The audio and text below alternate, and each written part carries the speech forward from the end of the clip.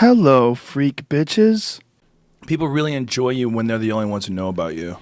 And then as you start getting bigger and bigger, they start looking for holes. Yeah, we blew that up early, though. Yeah. we blew that up really early. We made a lot of enemies really early, which is crazy because, I mean, the enemies I made in the early 90s, I mean, I still have them. I mean, they're still sort of lurking out there in various holes. It's weird. It's like those inner scene rivalries never end, Between bands or? It's like I've had weird experiences with like people, not with Nirvana people, but like people who were in the Nirvana world.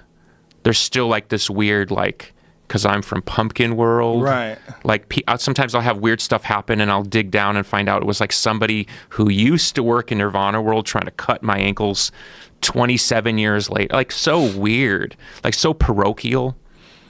The whole Nirvana scene is a very strange scene. Whenever the main guy commits suicide in this oddly conspiratorial way.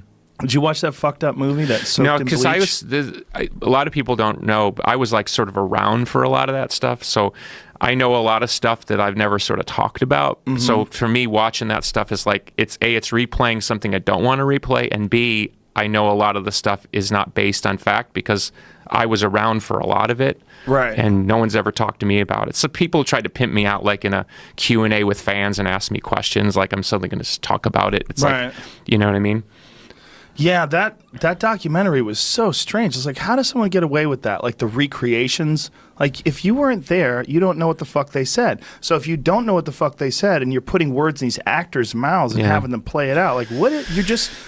This should be illegal, like, because you're kind of, you know what I'm saying? It's like and especially when you're talking about a murder mystery. Yeah. Like you're saying that it wasn't a suicide. You're at least putting out the idea that it might be a murder, and the way you're doing it is by manufacturing words that you have no idea if they were ever said. Yeah. It's just complete fiction.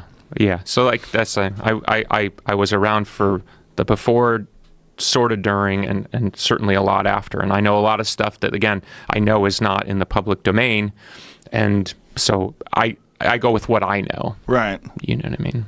Yeah, but it's that whole Nirvana thing was, I mean, I remember the first time I heard Nirvana, I was a kid in Boston, and this buddy of mine played it for us.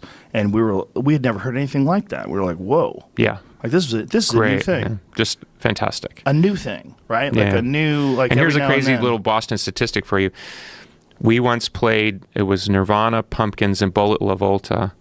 We played at that little club. It was like an alt club across from Fenway. I can't remember what it's called. Axis or. Right, yeah. But you know what I'm talking about. But we played there like, I don't know, 92.